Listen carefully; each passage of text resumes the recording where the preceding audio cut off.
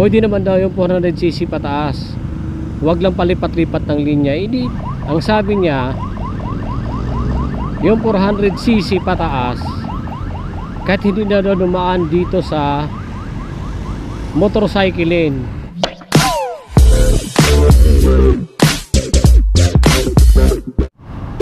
Good morning mga kaangkas, mga kaps, good morning. Nandito na ulit tayo sa Commonwealth Avenue. Sobrang traffic yata ngayon. May narinig akong sinabi ng chairman ng MMDA ng mga kaobs.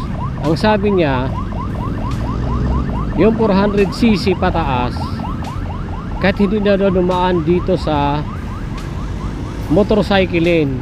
Hindi ba yun motor? Gago! Ginagawa mo parang ano eh, sinasabi mo lang yung batas para sa mayayaman lang eh. Kasi mayayaman lang naman ang gumagamit ng 400cc pataas eh. Nambubuli ka sa motor na maliliit. Paano naman kami mga 150cc pababa? Diba? Ang sabi niya, mahirap daw i-balanse pag malaking motor. O di nakita mo na yung problema pag nag-ipon-ipon kami dito sa MC Lane. O di ba? Akala mo kahit maliit na motor madali lang i-balanse. Tapos ang sabi niya, ito pa sabi niya, ganito, pwede naman daw yung 400cc pataas, huwag lang palipat-lipat ng linya. Hindi ibig sabihin pwede rin kami mga 150cc pababa na doon sa mga private lane. Huwag lang kaming palipat-lipat. Mga katulad dito mga putang ina, nasa kanan dito nasa ayan mga kaos, nakita nyo yung putang ina yan dito sa kanan yung exclusive motorcycle lane. Tapos biglang nalipat yan dito pa kaliwa nandito na sa kaliwa, ayan nasa kaliwa na. Tingnan mo yung van, nahirapan kumanan. Sige, padaanin nyo na lang yan para dito may ka-traffic. Pagbigyan nyo na.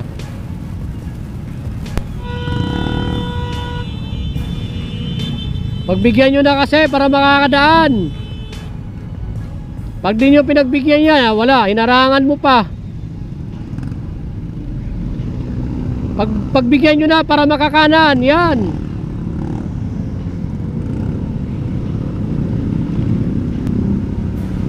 Napabarahan lang yun pag di nyo pinagbibigyan.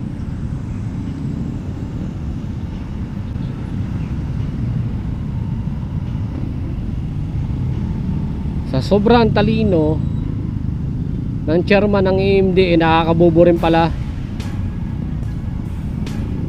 Ganun talaga, sumunod sila sa batas. Motor din naman yun yung 400cc pataas para pantay-pantay yung batas. Parang sinabi na bully mo kami maliliit na cc na motor diba? Nakakaloko kayo MD Chairman Artes. Mahirap do i-balanse. Kayo may gusto nyo nilagyan nyo ng MC Lane exclusive lahat pantay-pantay. Mataas man yung cc, mataas man yung cc ng motor mo o mababa, dito tayo lahat para walang masabi. Hindi kayo sasabihin sa inyo hindi lang pang mahirap yung yung MC Lane. Ano yung tawag doon? Tanungin nyo nga sarili nyo, chairman ng MMDA. Nakita mo yan dito. Kaya kayo na sisilip dahil yung batas hindi nyo pinagplanuhan bago nyo pinatupad uli yung NCAP. Pabago-bago kayo.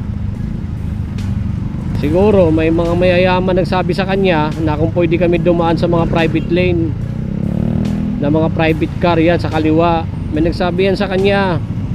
Mayaman naman yan ng chairman ng MMDA. Di naman yan mahirap hindi yan makahira, hindi yan pabor sa mga mahihirap natin mga rider. Kaya hindi na nararamdaman yung nararamdaman natin. Kainit kayo ng ulo. Ako naman mga kabs, nung wala pa yung, hindi pa yung pinatupad yung incap, talagang dito na ako dumadaan sa MC lane. Yung alam, medyo mabilis-bilis yung takbo natin. Medyo lumalagpas tayo ng 60, inaamin ko naman yun. Yun, yung iba, di pa rin hindi na nakakatiis. Talagang lumalabas. Tapos ito pa isa, halimbawa napatunayan na napatunayan na may violation ka. Ito for example lang, napatunayan talaga may nilabag kang batas trapiko. Ngayon, yung violation mo, ang magdadala sa'yo, hinuhulog pa nila sa post office. Ngayon, pagdating sa post office, di naman kaagad din na dinedeliver yung sulat mo, yung violation mo. Siyempre, matitingga pa yan mga ilang araw, kasi ang ginagawa ng mga naghahatid ng sulat sa post office, pinagsama-sama nila yan sa isang lugar. O ngayon, kung walang kasama yan, hindi tingga yan dun sa post office, ilang araw pa yan bago ma-deliver. O ngayon, nagkaroon ka uli ng violation, ganun uli, napatunayan din na may violation ka. Di pa nga nakarating yung una mong violation, di mo pa na-receive, may parating ka na naman, hindi nagdoble-doble na, hindi mo pa nabayaran. Mabigat yon sa isang katulad namin mahihirap na rider lang. Dapat talagang inayos nyo yung proseso nyo para pa nagkaroon na patunayan na may violation, ipadala agad, ura-urada ngayong araw, para ngayong araw din ma-receive ng may violation na rider. O ito, private, naka double solid line yun. O ano ibig sabihin nun? Diba, violation na yun.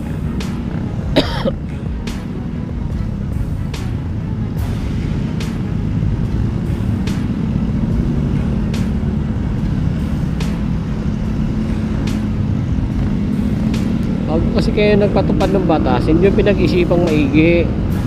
Dapat pinansyado na lahat bago nyo pinatupad para hindi kayo mababatikos, chairman.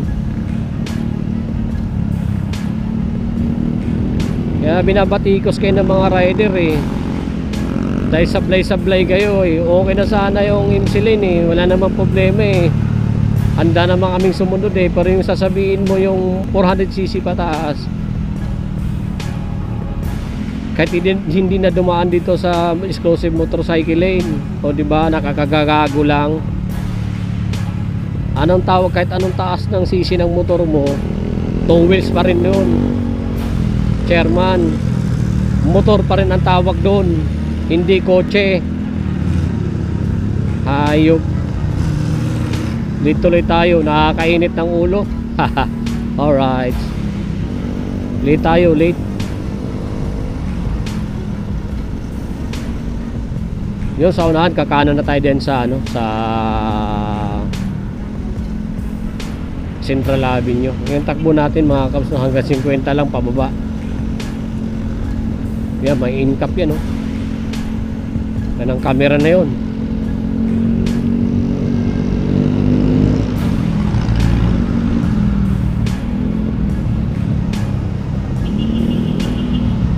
May kakanan na tayo dito.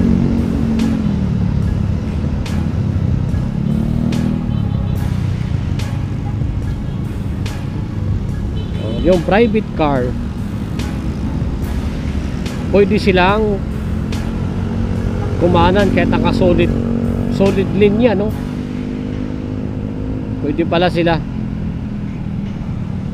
anytime, pwede silang kumanan.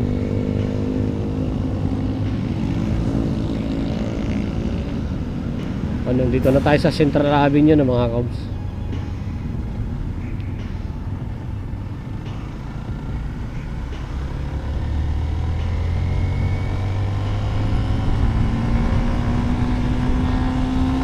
Siguro kumuha naman siguro ng lisensya yun, nakalagay yan doon, kahit malapit o malayo, mag helmet ka.